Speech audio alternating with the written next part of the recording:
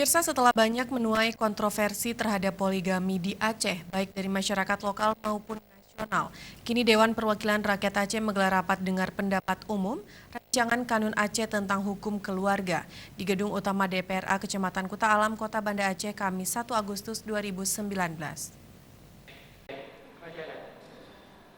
Ketua KPB Aceh. Aceh telah diberikan keistimewaan dalam penyelenggaraan syariat Islam berdasarkan Undang-Undang Nomor 44 Tahun 1999 tentang penyelenggaraan keistimewaan bagi Aceh, Provinsi Daerah Istimewa Aceh, serta Undang-Undang Nomor 11 Tahun 2006 tentang Pemerintahan Aceh.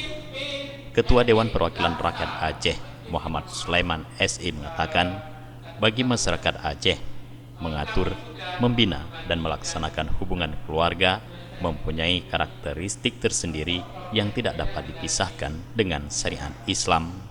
Menurutnya, hukum-hukum yang berkaitan dengan kekeluargaan yang sudah ada dan berlaku secara nasional belum mampu mengatur, membina, menjamin hak-hak dan menyelesaikan berbagai persoalan keluarga secara komprehensif di tengah-tengah masyarakat Aceh.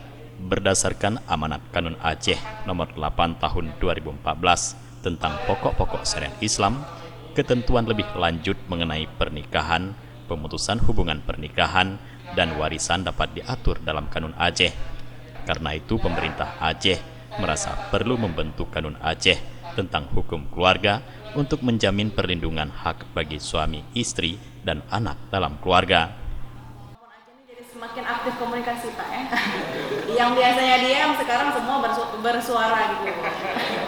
Itulah perempuan, dan kita sering melakukan diskusi seperti FGD atau diskusi juga menanyakan bagaimana pendapat ibu-ibu semua, dan saya menarik.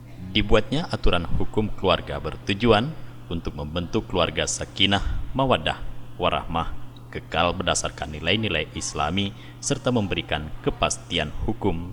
Selain itu, rancangan Kanun Aceh tentang hukum keluarga diakui banyak menuai pro dan kontra. Oleh sebab itu, melalui RDPU ini, DPRA ingin mendengarkan masukan dan pendapat dari masyarakat secara terbuka. Jufrizal dan Faisal, Aceh TV.